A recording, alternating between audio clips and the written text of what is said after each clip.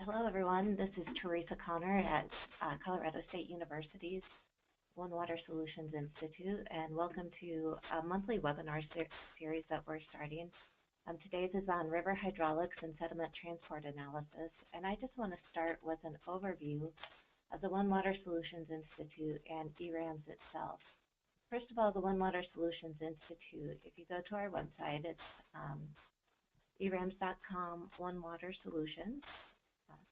And our mission is really to bring a real-world connection to the world-class research that's going on at Colorado State University and make sure with all of the projects that we have going on, integrating them and making sure that there's applied solutions coming out of our research. And part of that is a software component, and I'm in the software tab on our website right now.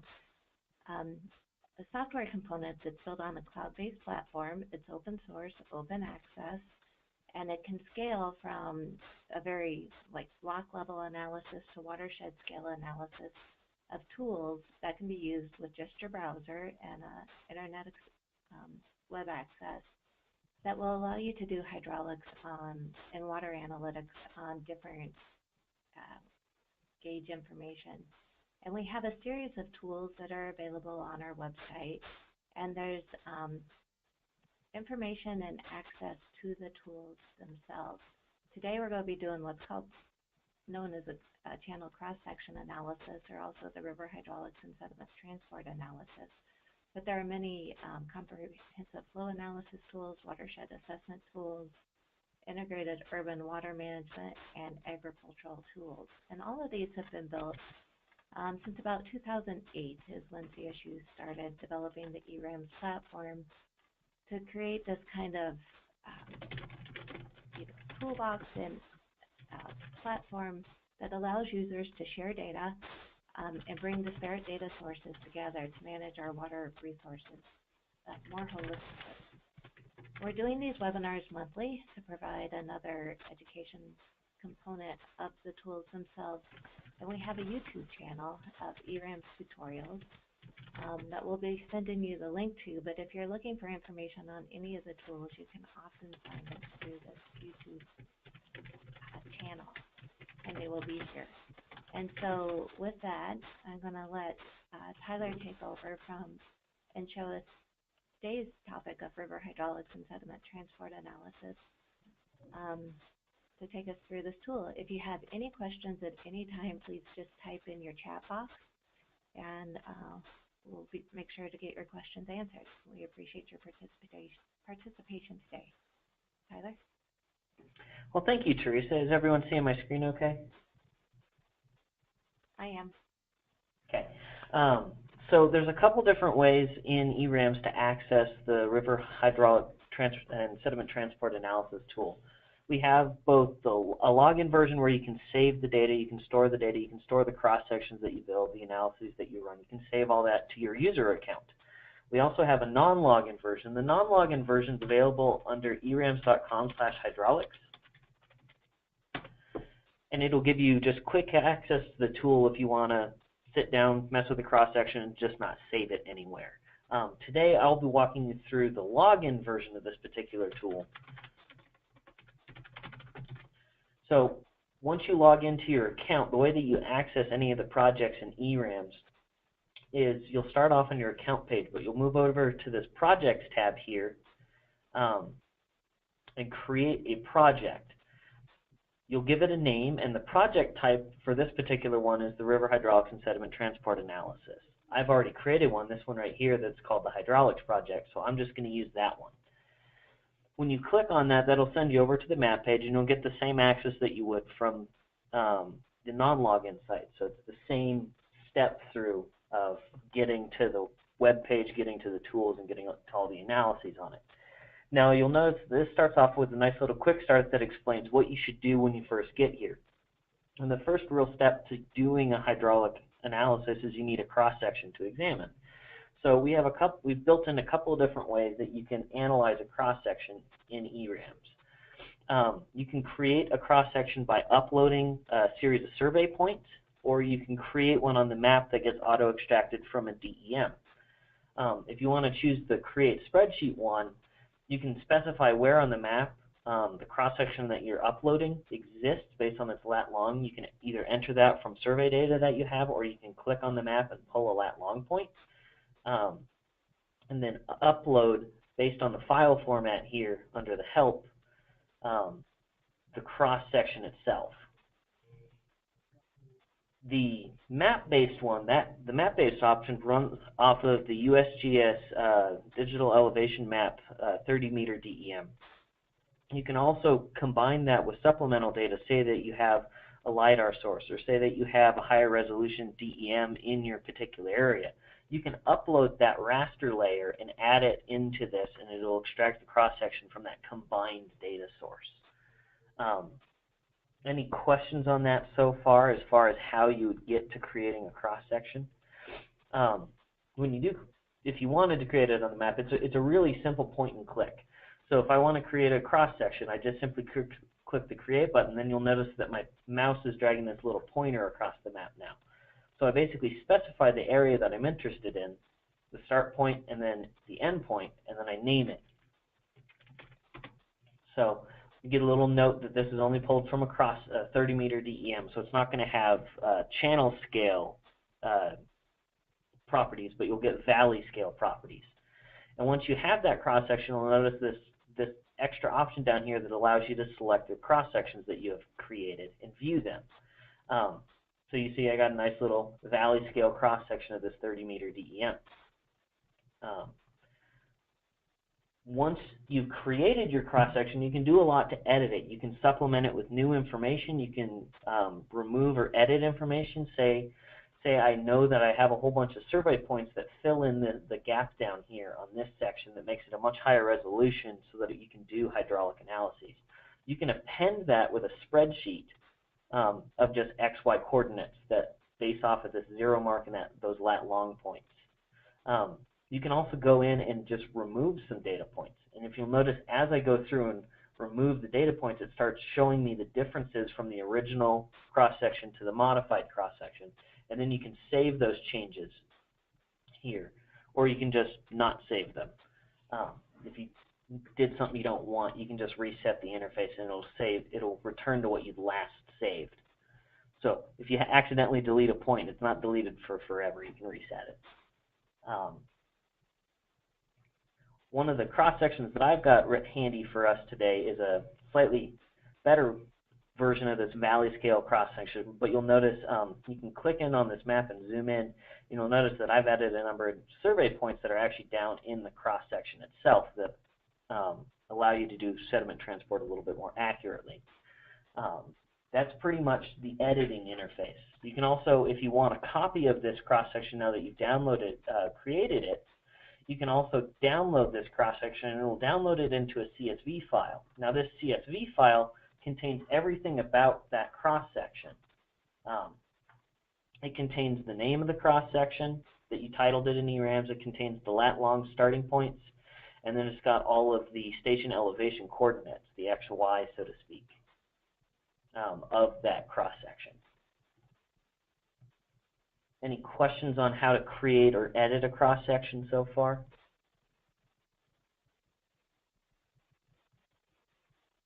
We don't see any. Okay.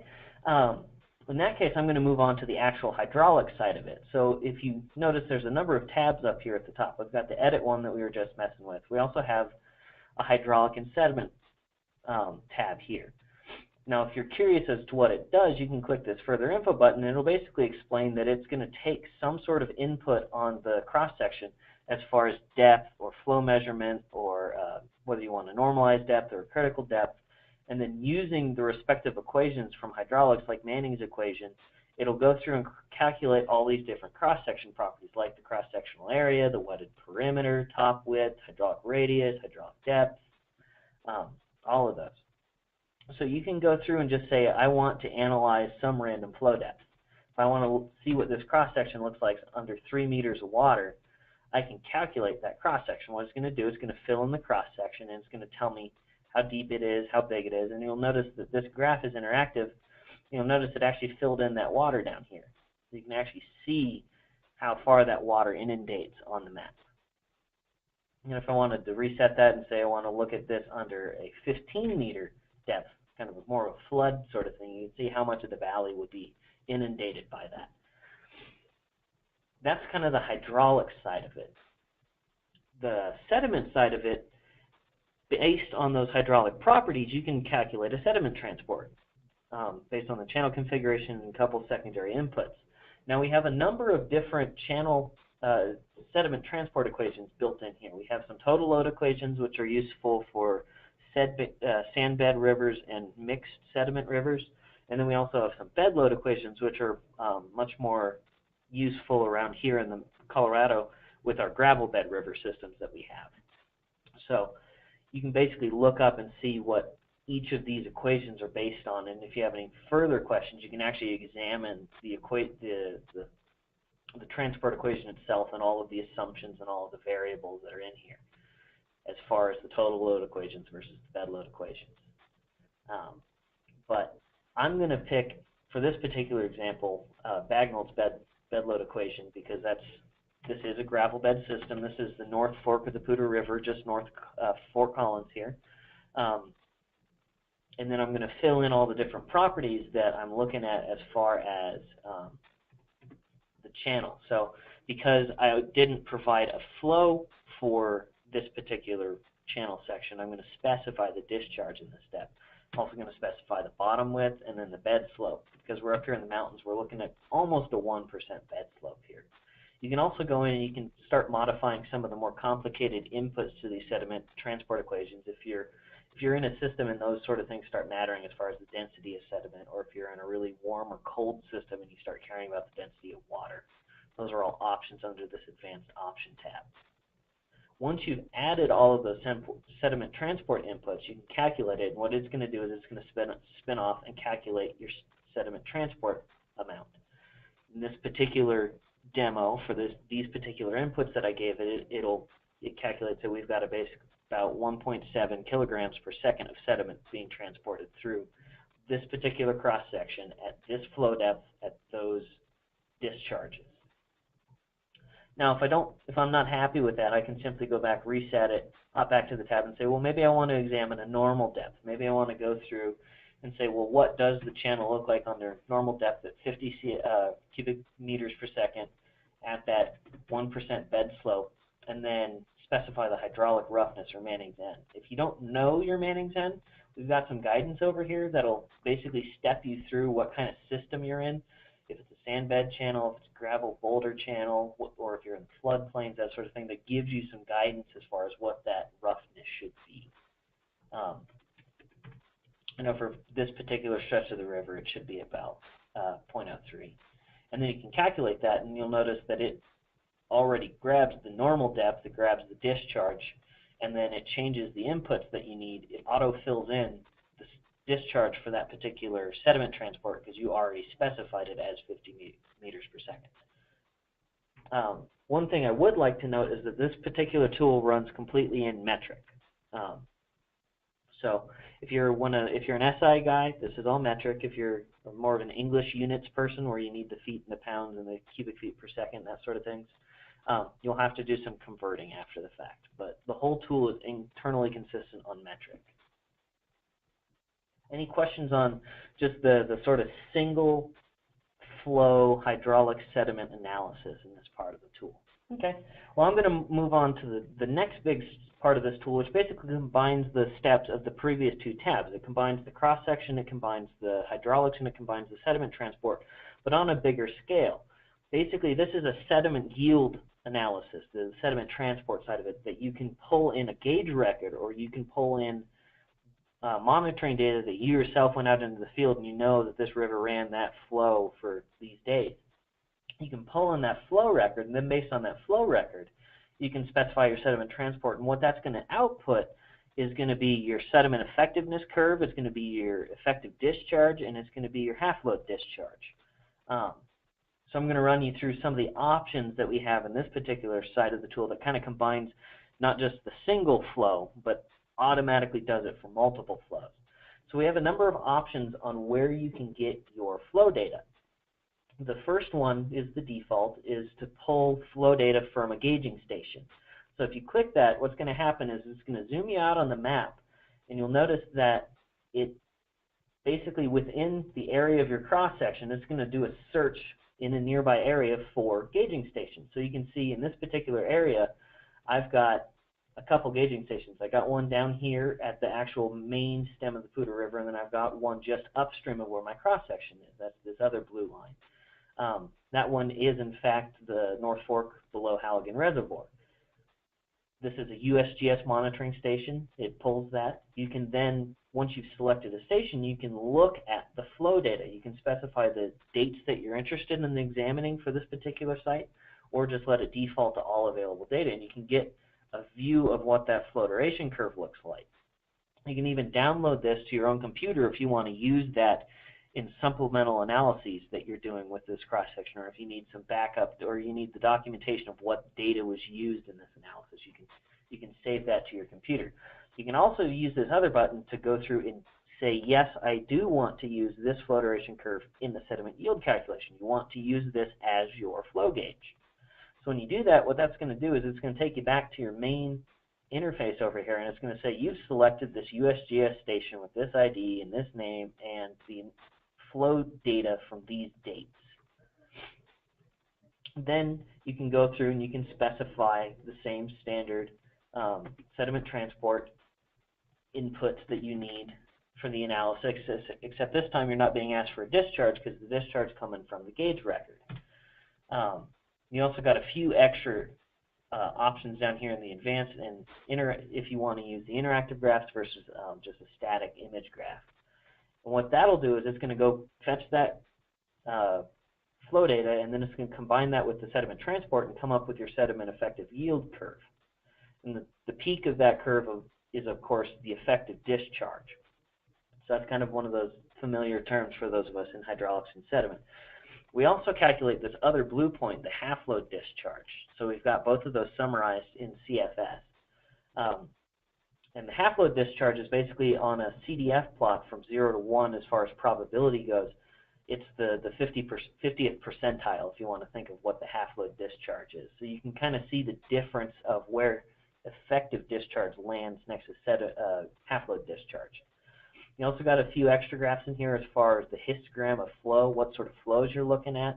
And then you've got rating curves for the cross-sectional area, the cross-sectional depth, the hydraulic radius, and the sediment transport.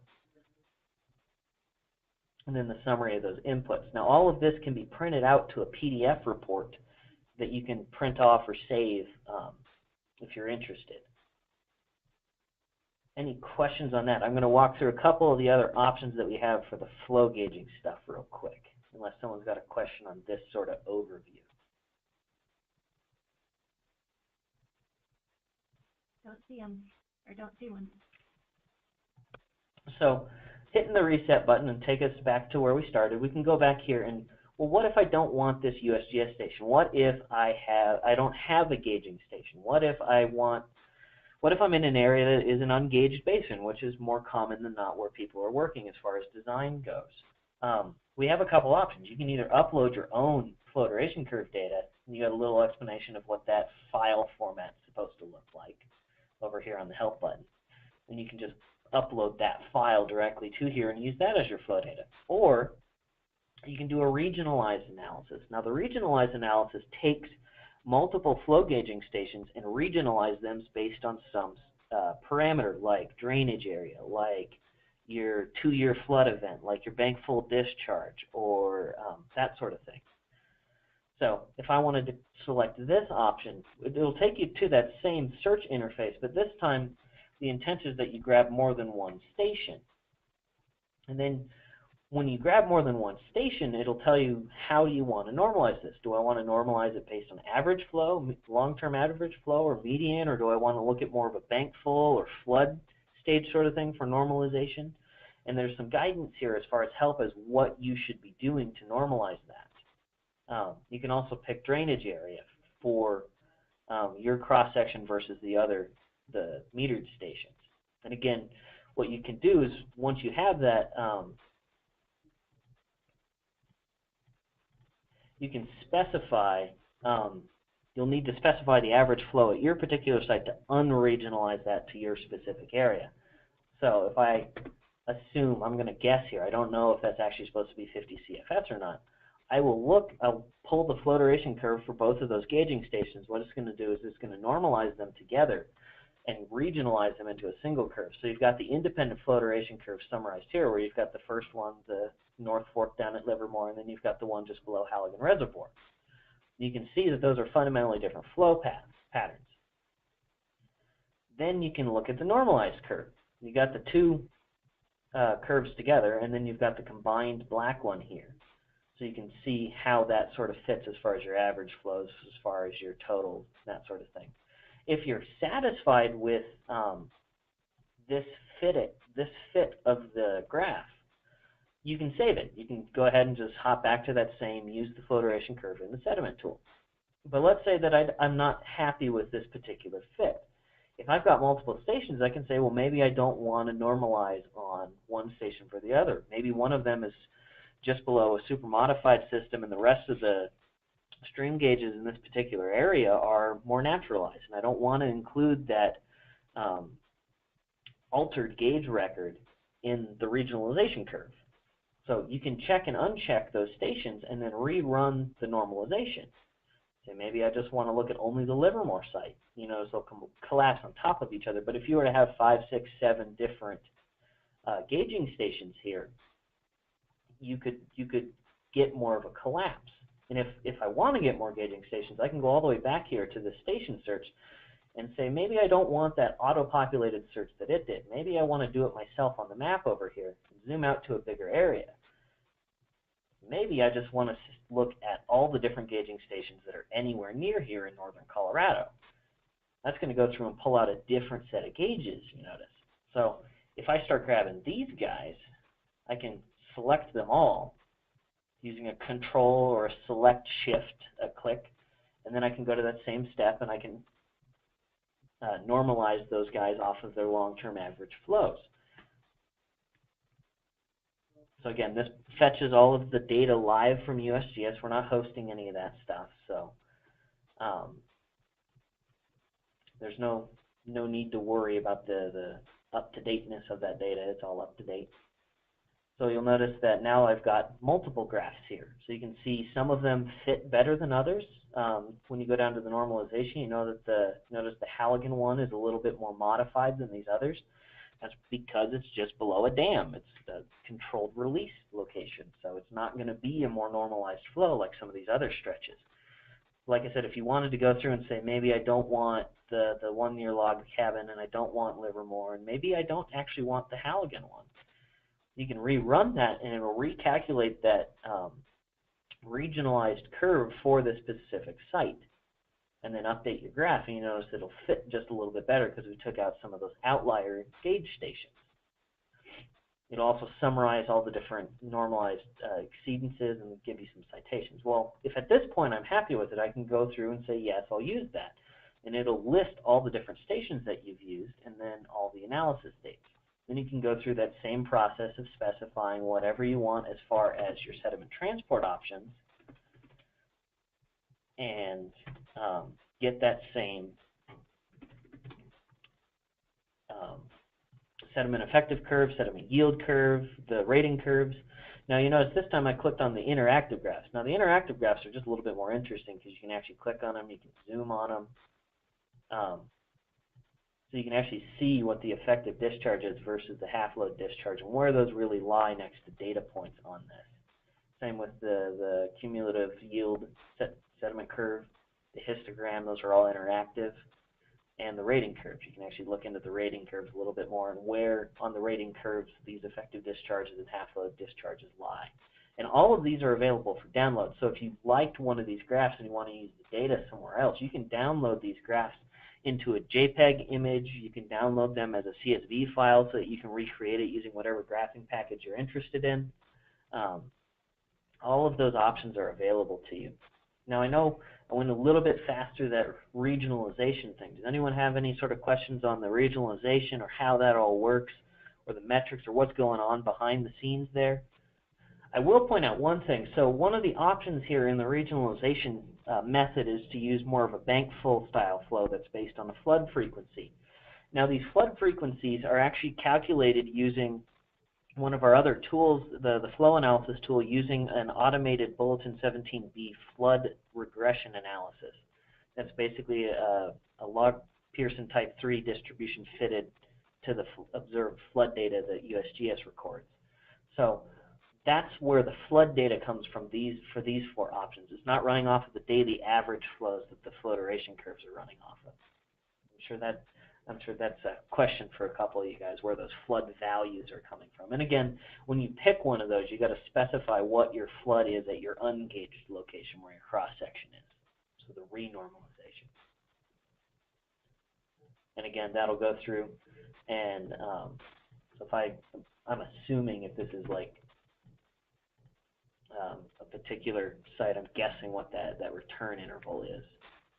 But it'll go grab the data, grab the flow duration curve, grab the results, and combine them all back down into that analysis curve. Any questions there?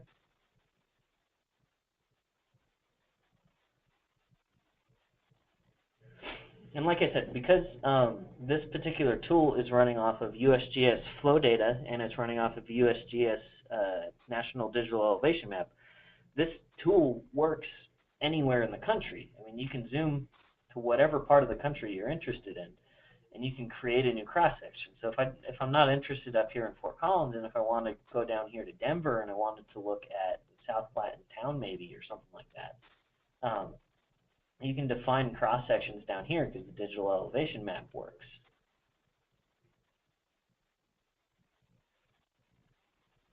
That pretty much summarizes the tool as far as the different outputs you get, the effective discharge, the half-load discharge, the rating curves that you can download and use. I forgot to mention one of the sediment transport options that we have in here is just a straight-up rating curve. If your data doesn't fit one of the other standardized equations and you just have a power function fit, you can select that as your option and just select those alpha and Q values so that you can use your rating curve function as your sediment discharge. At that point, I'll pretty much open it to questions as far as, do you want me to repeat something? Do you want me to explain further how something's going on in there, where the gauge data is coming from, where the sediment transport's coming from? So please let us know if you've got any questions as far as how this tool functions. You may have covered it, but is there a way to get the expected annual sediment yield amount, average pounds per year? I don't recall off the top of my head. Let me hop back to that results page and see if I can answer that.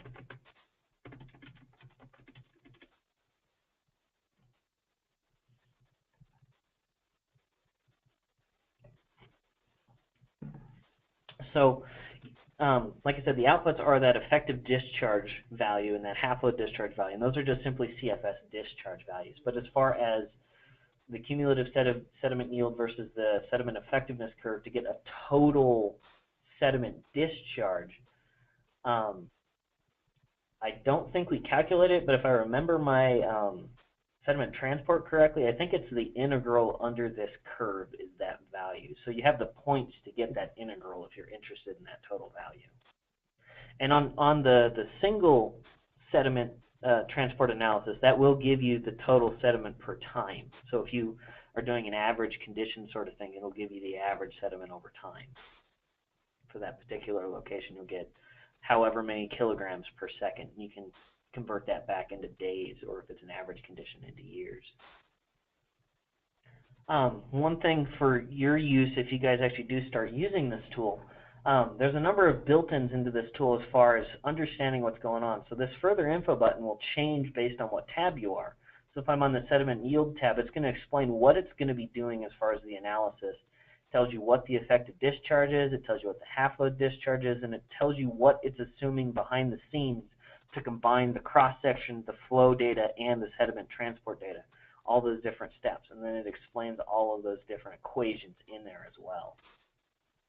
And if you have questions, particular like I'm on this step and I don't know what step to go, there's a help that basically documents you need to pick this input, then you need to pick this input, and then you need to do these things, and that's going to make the tool do what it's supposed to do. We also have a number of resources behind eRAMS on this eRAMS Resource Center page that will link you out to the actual API for how the whole tool functions. It'll explain what we've got a user guide on what to do. We've got some help properties. We've got the explanation for login. We've got some FAQs. We've got the data formats. And then we've got the nitty-gritty behind the scenes of how to access these actual analyses from something other than eRAMS if that is of interest to you guys. So all that's documented on this, on our eRAMS documentation page, which is just a link here in the further information. So there is a question, Tyler, on can someone use their own LiDAR data and pull a cross-section from that and use it in the tool? Correct. So one of the useful things in this particular tool, if I hop over to the Map tab here on eRAMS instead of the Hydraulic tab, this is where you keep all of your ArcGIS layers as follows: polygons, points, lines, raster data, LiDAR data. I'm not that familiar with LiDAR data in particular, but if it's in something like a raster format, I think we can handle it. But what you do is you go down to your project layers here, and you'd add that raster file. You'd upload it into eRAMS, and then once that's uploaded into eRAMS, you can check this box on the Create option to combine with that raster. And then you specify which of the multiple rasters you've uploaded. Notice I have none uploaded at the moment, so I don't have any in this list. You can pick that. And if the points that you're selecting for your cross-section intersect with that raster, it will automatically use that in place of the USGS 30-meter DEM, because it's assuming that your resolution or accuracy is higher than that one. I would recommend that you peruse the tool. Let us know if you have any particular questions. This video will be uploaded to YouTube within the next few days as a tutorial guide for this particular tool. That handout that we supplied you with has the links to not only the AUSI website, but the software page on eRAMS that explains some of the other tools that we have, the link off to the YouTube web page that it has the tutorials and previous webinars explaining those tools, as well as the links to this particular tool and login and the non-login version of this site that has all the same functionality. You just don't get to save your cross-section. It'll go away as soon as you close your web browser in the non-login version. So let us know if you have any questions. My name is Tyler Weibel. I'm one of the eRAMS developers that built this particular tool. So I'd be happy to answer any sort of nitty-gritty questions as to what's going on in the back end of those sort of things, or if there's additional outputs or something that you would find valuable that we could work with you to add into this particular tool. And there will be a survey coming up after we end the webinar. If you take that and let us know, if we can provide any other information or if you have any suggestions or questions for us. So once again, this is the eRAMS platform was built mainly for research projects, and it's getting robust enough now for application, so we're trying to make sure these tools do have application, in solving our water resource challenges. So please feel free to send us suggestions. And with that, we will end today's webinar. Thank you, everyone. Thank you for attending.